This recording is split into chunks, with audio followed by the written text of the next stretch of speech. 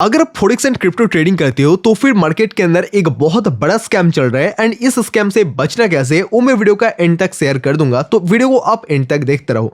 तो ये जो स्कैम चल रहा है इस स्कैम का नाम है सबसे पहले तो स्लिपेज एंड सेकेंड जो स्कैम चल रहा है वो स्कैम चल रहा है आपका स्वैप चार्जेस के बारे में या फिर ओवरनाइट फीस के बारे में।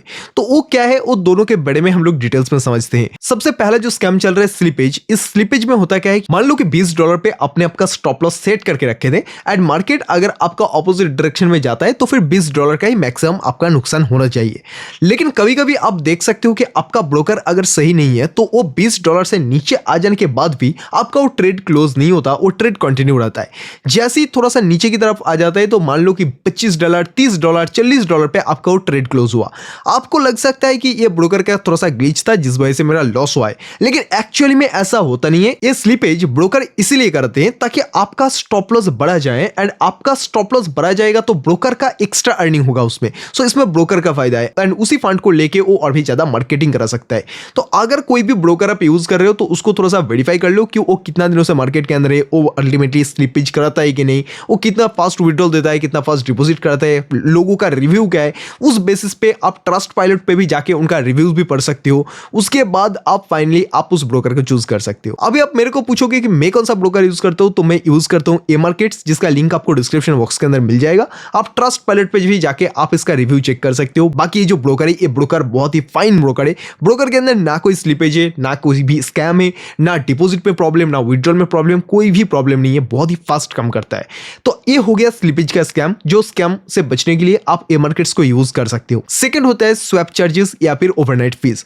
इसमें होता क्या है कि आपका जो ब्रोकर होता है वो ब्रोकर फिक्स्ड कुछ डेज के लिए आपको बता देते हैं कि आप एक हफ्ते के लिए अगर आप कोई भी ट्रेड को होल्ड करोगे तो वहां पे आपको कोई चार्जेस नहीं लगेगा। लेकिन जैसे ही वो टाइम पीरियड खत्म हो जाता है लेकिन फिर भी आप ट्रेड को होल्ड करते हो तो उस टाइम पे आपको एक स्वैप चार्जेस लगना शुरू हो जाता है। अभी होता क्या है कि मार्केट के अंदर आप जब एक दिन होल्ड किया तो उसके लिए मान लो कि आपको बताया गया था कि $20, लेकिन आपको पता ही नहीं है स्वैप चार्जेस के बारे में, तो आपको $20 एक दिन में हो गया, सेकंड डे भी आपका $20 हो गया, थर्ड डे भी $20, टोटल इसी तरीके से आपका 3 दिन में $60 का आपका स्वैप फीस बन गया। तो उस बेसिस पे जब आप मान लो एक ट्रेड को होल्ड करके $100 का प्रॉफिट किया तो $100 में से सिर्फ और सिर्फ $40 ही आपको देखने के लिए मिलेगा। बाकी का जो होगा वो आपका स्वैप चार्जेस के नाम पे आपसे काट लिया जाएगा। तो इसके बाद जब ब्रोकर आपको जब पेमेंट देने का ट्राई करता है $40, तो उस टाइम पे आप एक्सेप्ट नहीं करते कि आपका गलती है कि ब्रोकर की गलती है। तो उस टाइम पे आपको लगता है कि मेरा $100 का प्रॉफिट था, ब्रोकर स्कैमर है एंड ब्रोकर मेरे को सिर्फ और सिर्फ $40 का प्रॉफिट दे रहा है।